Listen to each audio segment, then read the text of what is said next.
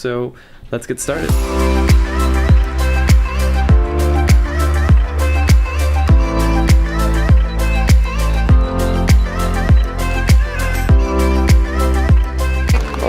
We have arrived. I'm seriously exhausted right now. I don't know what it is. Stomach's been a little bit upset this trip. And the heat right now, it's gotta be 35 degrees. It's crazy bright. It kind of looks a bit like a Babylonian castle. Very, very old. I'm excited to explore, but I just need a bit of water. All right, we're checking into our riad. This is our friend carrying our stuff. Welcome to Riyadh Mabruka. Wow, this is beautiful.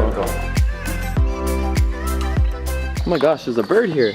Why are you not flying away, little guy? The turtle's gonna eat you. What are you doing here? My name is Albert. This riad is so beautiful. This is just the lobby, so we're about to check into our place, but look at this paradise in here. Our room is up there somewhere. But today's actually a big day for somebody here, and that is because Peru is playing in the World Cup after 36 years, guys. This is epic. So I'm ready to watch the game. I'm gonna keep this all day. Peru jersey. This is Guerrero. Guerrero. Should say LeBlanc. Hey guys, hi. Here's the room. Ooh, very cool. Definitely got an old Moroccan style to it. Photo that looks like the last dinner. Last supper. Last supper. Yeah. Last dinner. Thank you. Get up, stand up. Don't give on the fight. Come on. Oh, woman, no fight. No, woman, no fight. Get up, stand up. So my tour of Fez is being cut short. Right now I've got like a fever, I feel really lightheaded, just no energy, so sick. I have to end it in the worst way. I wish I had a more upbeat ending, but these two right here, it's been so much fun. Like 7 days or 8 days now in Morocco? I don't know. Feels like a million years. Yeah. And these guys do YouTube, they do Instagram exceptionally well. So definitely go check that out. It's all linked down below. See you later. Till next time. Peace. Bye guys. So I owe you guys a big apology because I will not be giving you much of a tour here of Fez, sadly.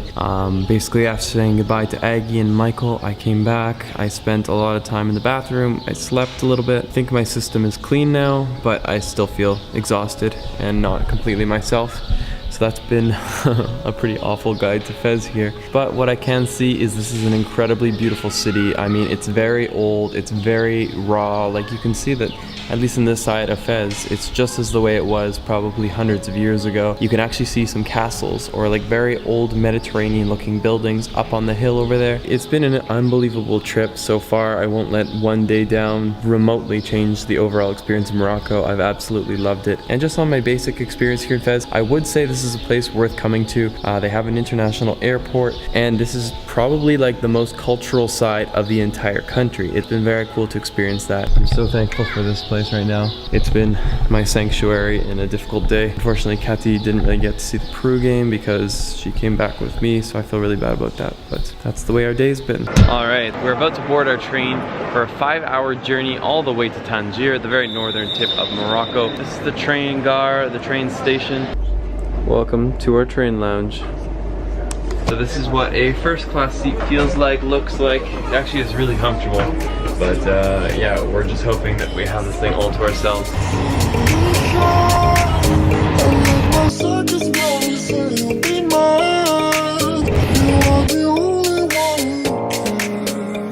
Alright, that was not 4 hours, that was like 6 hours. But we have arrived in Tangier. I almost said Tagine. Tagine's the thing we've been eating this whole trip, but it is hot.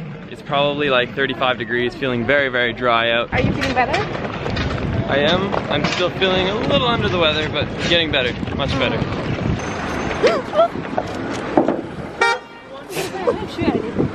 Did you see that? We almost got run over.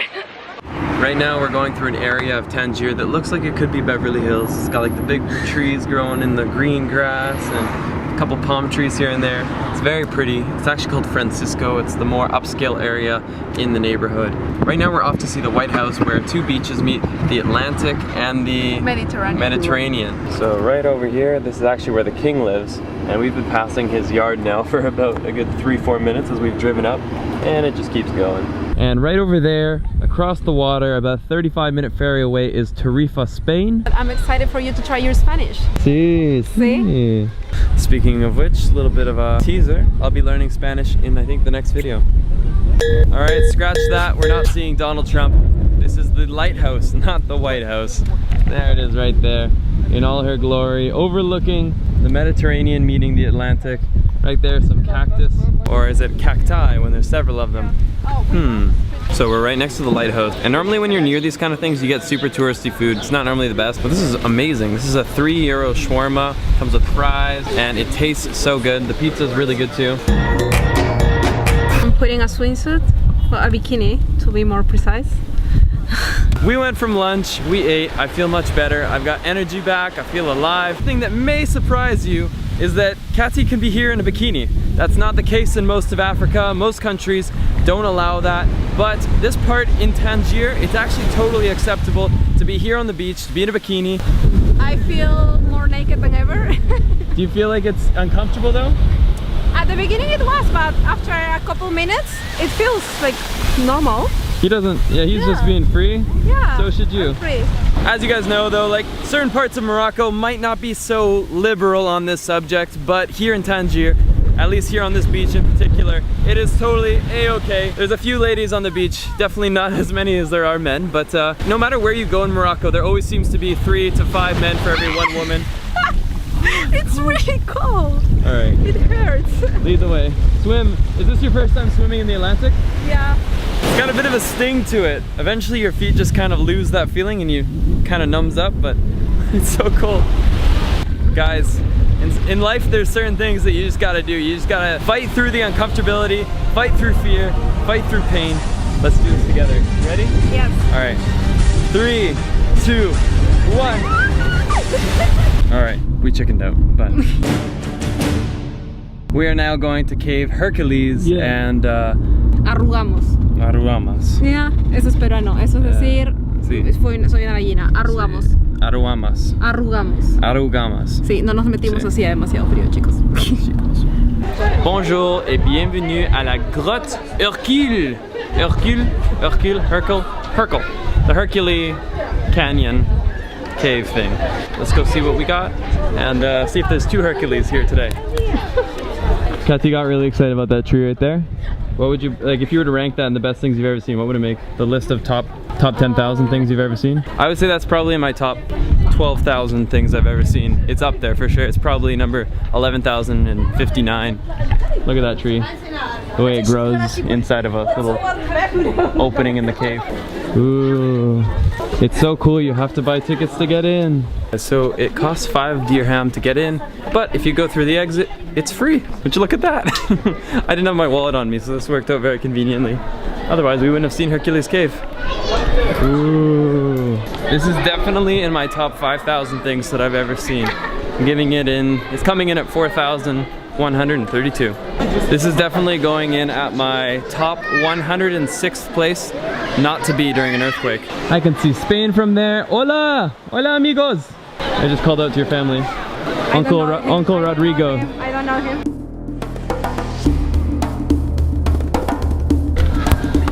You know any tricks? Alright, time for my best trick. Can I pull it off? It's the first time I see a Canadian playing soccer. He's so cute. That was so mean. How was it? Hello. All right, please Thank welcome. you.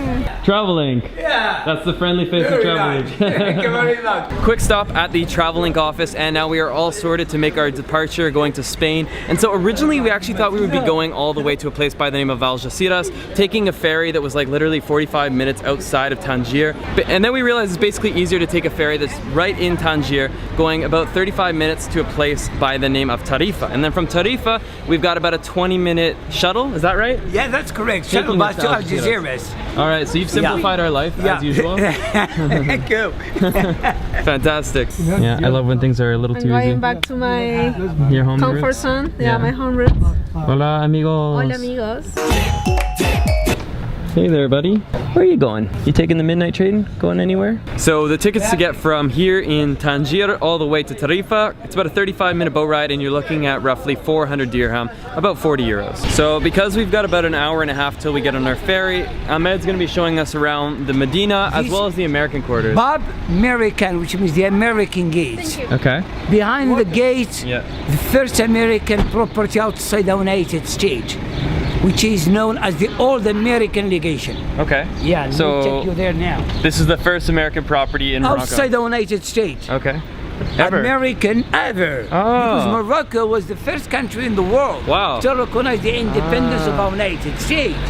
And then Interesting. our king, at the time, he offered this as the first American embassy abroad, Wow. Yeah. So the first ever American Yeah. embassy is right here. which is now That's shocking. a museum. Oh look, that's Yeah. cool. Yeah.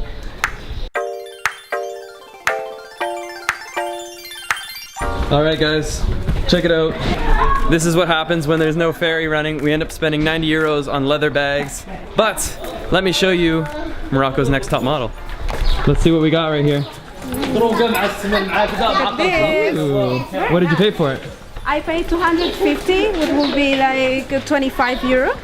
1,100 dirham. I paid 650. They wanted 400 for Katis. We paid 250. I'm not even saying we got the best price that there is, but definitely substantial savings. And here we are with some pretty cool bags.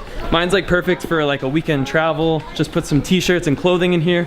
Overall, it's not the most solid leather bag I've ever gotten. It doesn't feel the most sturdy, but I'm not gonna pack it with too much weight and it should be just fine. I love the look of it. Definitely much cheaper than I'd ever be able to find these leather goods back in North America, so I'm excited about that. So this is the narrowest point in the entire Medina. Yeah, it is. Very cool. Basically only one person can fit in at a time. It's been such a cool city to explore. It's really kind of given me a totally separate perspective of all of Morocco. The diversity here is quite I am extreme. happy to hear that. You know, Yeah. the tangerine. Tangerine. Tangerine, man. Yeah. This is one of the countries where I'm leaving it knowing that there's definitely at least a second trip, maybe a third, but there's so much more to be seen. Like there's the Sahara Desert, there is so much near Marrakesh. Honestly, there's so much everywhere, especially Fez where I was sick and barely saw anything. Till next time. Bye. Yeah, this is a beautiful boat. Too bad it's only 35 minutes. Well, I can't think of a more fitting way to end Morocco here, guys. The sky is turning pink. We are leaving at the right time. And I have to say, Morocco has been an unbelievable trip. Probably in my top 3 to 5 trips that I've ever done. Out of everywhere I've been, what I loved so much about it was like the authenticity of the experiences, from going to the Medinas to experiencing the local food. We had so many out there things, and a lot of it, to be honest, was only made part by traveling. I know if I had just shown up here in Marrakesh or just landed in Tangier, it would have been really hard to have that same authentic experience. It can be done, but you need to have connections. And so I'm so glad that they've been that connection for me. I want to conclude on Morocco with my things that I loved about it and the things that maybe I didn't like as much about it. So I'll go ahead and start with the things that we loved. What did you love? The Really? food. Yeah, I really liked it. Okay. It was different. Okay, so I'll use that as a thing that I possibly didn't entirely Are you love. serious? Yeah. I like the food. Okay, so we don't completely agree on that. There was some good food. We had amazing meals with the local home. Our first night at La Salma, amazing food. But I had a lot of very mediocre food, and it was hard to find alternatives that weren't Moroccan that were good. So if you want to have a pizza, it's going to be mediocre. If you want a baguette with like some ham and cheese, Yeah, Western food is not Western the food's best, not but good. Moroccan And I got food sick is of Moroccan really food good. after 4 meals in a row. So that's where I'm saying food for me, not the best. Now I'm gonna say the landscape, insane. I'm giving it a 10 out of 10. The different colors, the textures, like I when just we were in feel like the Marrakesh. best experiences were the ones that we shared time with locals. Yeah, I think we couldn't do more local things than what we did, and Yeah. I think it was the most beautiful part of the trip. I actually would say that Morocco is a fantastic place to find yourself a guide. There's many guides in Morocco. I only have experience with one and I could not recommend them more highly. But I will say that if I had just rolled up in Marrakesh, in Tangier, in Fez, I would have been a little overwhelmed and I probably would have ended up where all the other tourists were going. Overwhelmed by crowds, by people trying to take advantage of me. The downsides of Morocco would probably be at times the people in some of the touristy areas. Photography and videography was really tough. I've never had such a hard time where people give you a dirty look. Middle finger. Yeah, in certain areas where the locals were, we were treated not aggressively, but passive aggressively, maybe even aggressively, where they've been like very in your face, throwing up the middle finger and whatever else. But it only takes one person to make a negative impact on you. So I did notice it because we had a few of those people that we ran into. People were incredible one-on-one, but occasionally would be a bit challenging. That right there is my recap of Morocco. You definitely have to come see it for yourself, and if you do it, I highly recommend a guide. And that's Great the wrap shopping. up. Great shopping. Great shopping, actually, that's true. Very good shopping. Amazing shopping. Guys, as always, if you're new to my channel, hit the subscribe button wherever it's located. And guys, let's get lost again in the next one.